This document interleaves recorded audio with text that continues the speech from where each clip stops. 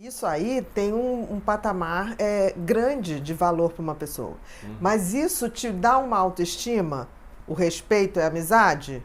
Não necessariamente. Não, Porque a necessariamente. autoestima, ela precisa, mais do que ter um valor fictício, eu acho assim, que a gente tem que lembrar que a autoestima, ela é uma avaliação que a gente tem da gente mesmo. E se a gente for botar isso dentro da sociedade como um todo, é tão importante a questão, numa sociedade capitalista liberal, a validação, você valorizar qualquer coisa, patrimônio, empresa, imóvel, é absolutamente importante. Que eles chamam o setor das empresas, tem o tal do valuation. O valuation é quando você, por exemplo, uma empresa quer comprar outra, então tem um setor que vai ver qual é o valor de mercado daquela empresa. Você vai comprar um imóvel, vai vender um imóvel, tem também o valuation daquele imóvel. Então, isso perpassa toda a nossa sociedade ocidental e oriental também hoje. A questão é que a gente fica se perguntando como é que a gente faz uma validação, um valuation da gente, que seria a autoestima. Como é que a gente se valida? Que valor a gente dá a gente? E aí isso é muito compatível com a autoestima. Por exemplo, se eu tivesse que perguntar para você, quais são os teus melhores valores?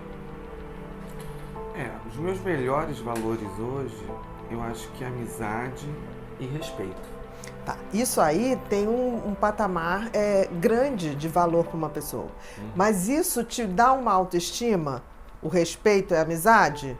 Não necessariamente. Não, Porque a autoestima, ela precisa, mais do que ter um valor fictício, ela precisa ter um valor individual. Então é uma coisa subjetiva. Eu não posso te validar ou dar valor a uma característica sua. Porque na autoestima, auto é da própria pessoa. Isso. Você tem que se dar esses valores e isso tem que ser de base para que você se sinta bem e possa exercer esse valor no mundo. E se eu tenho essa baixa autoestima, meu valor...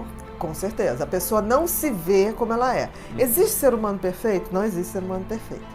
A gente tem qualidades, a gente tem defeitos e a gente tem disfuncionalidades, coisas que não funcionam absolutamente bem. A grande questão é a gente aceitar isso, porque eu vejo que as pessoas que têm baixa autoestima, elas acham que nada é mutável, ou seja, elas são ruins e nada vai mudar aquilo. Ou as pessoas que têm um ego, um narcisismo ou uma coisa inflada, que elas são maravilhosas. Não tem a pessoa que seja tão ruim assim, nem tem a pessoa que seja tão maravilhosa. Então, assim, esse equilíbrio da gente ver com olhos mais reais do que a gente tem de bom, o que a gente não tem de tão bom e o que a gente pode mudar. Esse é o processo, né? Para a gente começar a fazer esse valuation da gente, do que a gente tem. Uma coisa que é muito importante para uma autoestima, quando você falou amigos, respeito, isso ainda depende do outro, a amizade depende do outro.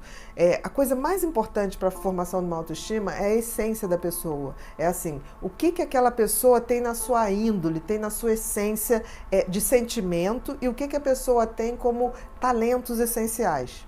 Por exemplo, uma criança nasce, é muito normal que ela já tenha talentos. Tem crianças que nascem com muita facilidade de tocar instrumentos, tem crianças que nascem com muita facilidade de desenhar. E eu noto que muitas vezes os pais bloqueiam isso. Porque aí tem uma moda que a criança nasce, se for hoje, o menino faz futebol, faz luta, a menina faz balé e outra coisa. Espero que isso mude. Então você acaba matando talentos que se manifestavam antes de qualquer coisa. Porque tem sempre os esportes da modinha, como tem vários modinhas. Mas o talento não é uma moda. Aquilo não passa, aquilo é uma essência, aquilo vem com a pessoa. Eu me lembro que uma vez eu atendi um paciente que era Asperger e ele tinha um talento fabuloso para desenho, mas ele não se relacionava em nada, ele não olhava no olho. E aí a mãe chegou e falou assim, eu ainda falei assim, nossa, ele é genial em desenho. Ela falou, mas eu não quero um filho que desenha essas porcarias. Ele parecia um Picasso, era uma coisa esquisita, linda, linda, deslumbrante. E ela falou, eu quero que ele se relacione com as pessoas. Eu falei, por quê? Porque eu não posso ser um filho que não se relaciona com as pessoas. E aí eu falei, olha... É o cômodo dela, né? Eu falei, pode ser que se a gente trabalhar bastante esse lado dele, de socialização, ele vai se socializar, eu acho importante, mas pode ser que diminua um pouco esse talento. E eu me lembro que a gente fez, o menino realmente evoluiu muito nesse contato, ele era muito meigo, e aí ele largou os desenhos, foi uma coisa muito interessante. Ela falou assim, agora ele se relaciona mais ou menos com as pessoas e deixou de ser genial no desenho. Aí ela falou, o que você vai fazer? Eu falei, eu vou pedir para você ir embora.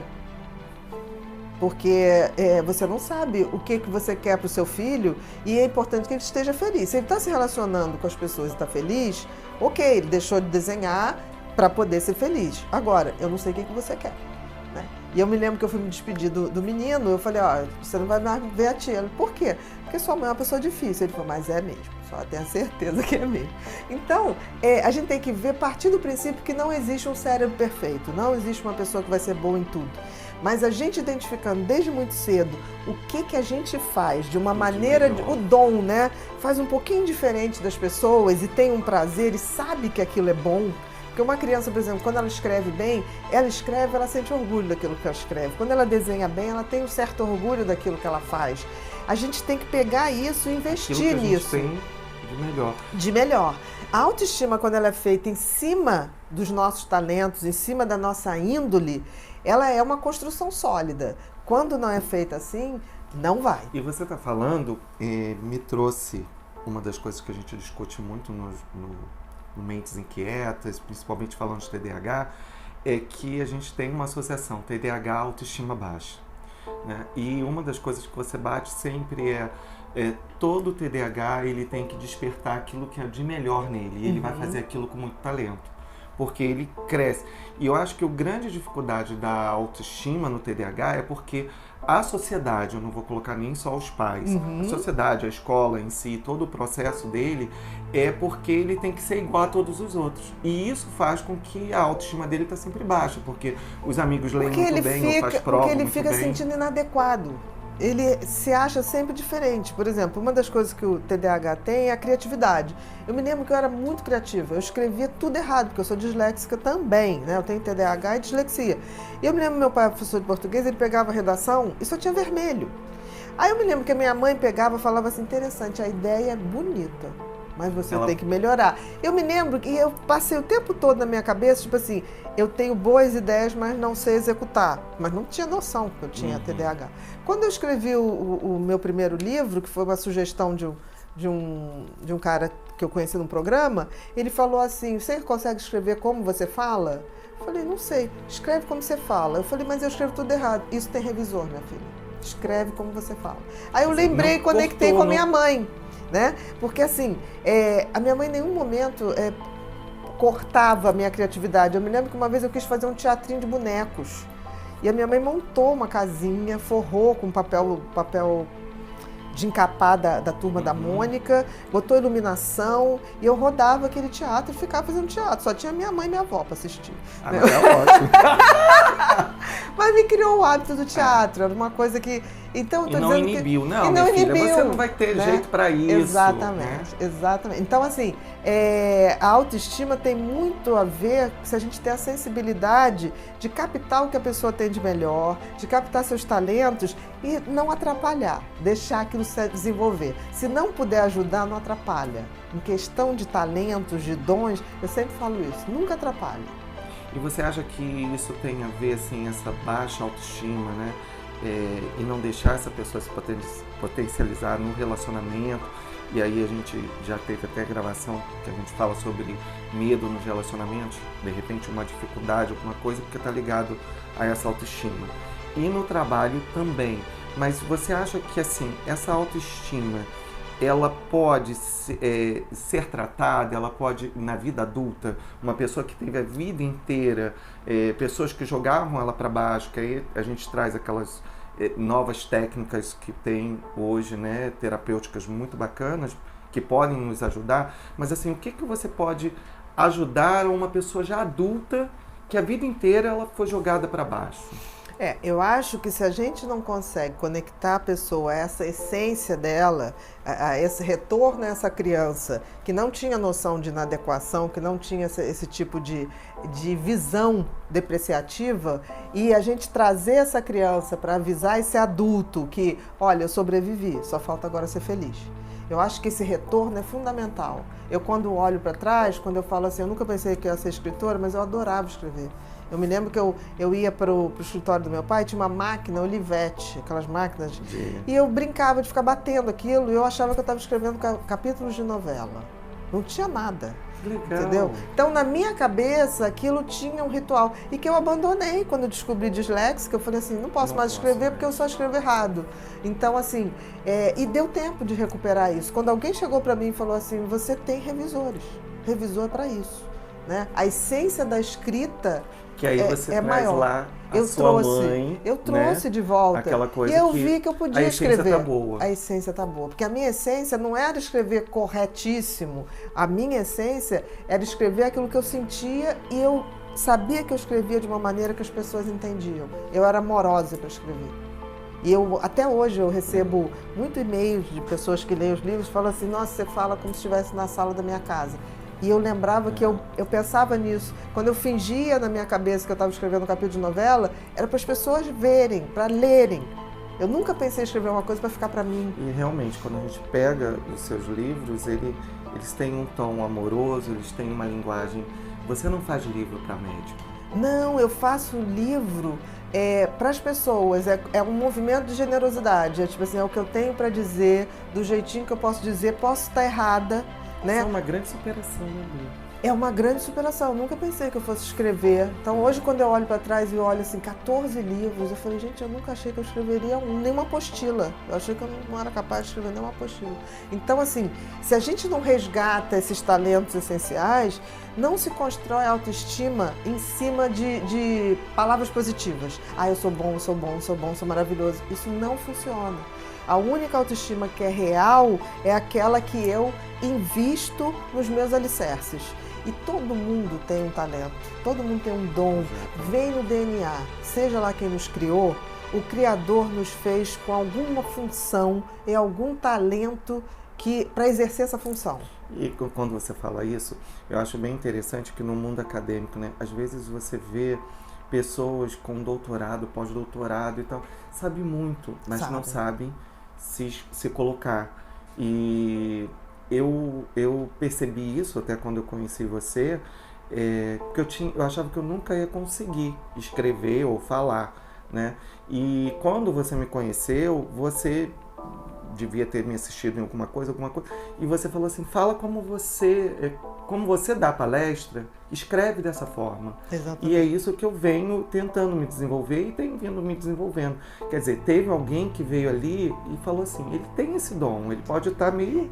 Eu tive uma época que eu recebi uma proposta da ONU, isso tem uns 20 anos atrás, que a ONU tinha e eu participei desse projeto, era uma oficina de talentos. Então, por exemplo, identificava um talento numa criança, dava 200 bolsas no Brasil inteiro. E aí a gente tinha que indicar um talento, fosse do balé, fosse de esporte, fosse de escrita. Eu não sei se existe esse projeto ainda hoje. Eu tenho maior vontade de fazer esse projeto assim, mais amplo. Eu adoraria ter uma empresa que eu pudesse escolher talentos para investir. Eu acho uma bolsa de valores maravilhosa. É verdade. Porque, assim, além de você ressuscitar a autoestima, você, quando bota dinheiro e capacitação num talento de alguém, aquilo vai dar uma boa coisa. Para a humanidade e para a pessoa. Qualquer profissão. E aí eu trago, para a gente ir finalizando, mas você pode falar muito bem disso que você já viu, o sorriso. O Gari, né? Aquilo ficou marcado o Gari da Sapucaí. Né? Tipo assim, pleno carnaval, o cara tá ali varrendo.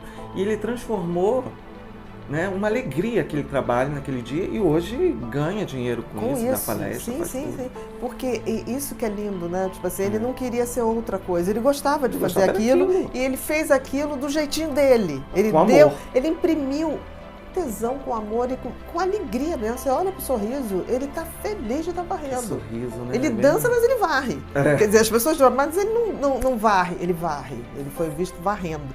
Então, assim, seja onde for, a gente tem que deixar a essência da gente, o carimbo da gente. É isso que fica.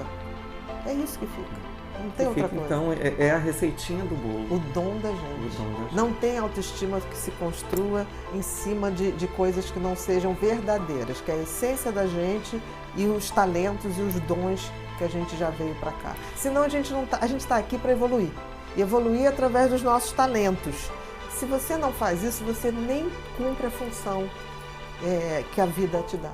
Essa é a grande dica que você deixa, então. Com certeza. Nunca deixe que alguém venha e se meta em cima do que é o seu talento, para você ter outra coisa. E se você se perdeu no meio do caminho, tem uma hora que você vai Faz uma resgatar conexão. essa criança e lá já existia o teu talento essencial. Eu já escrevia sem saber que eu escrevia. Exatamente. Obrigado, Lia. De nada, querido.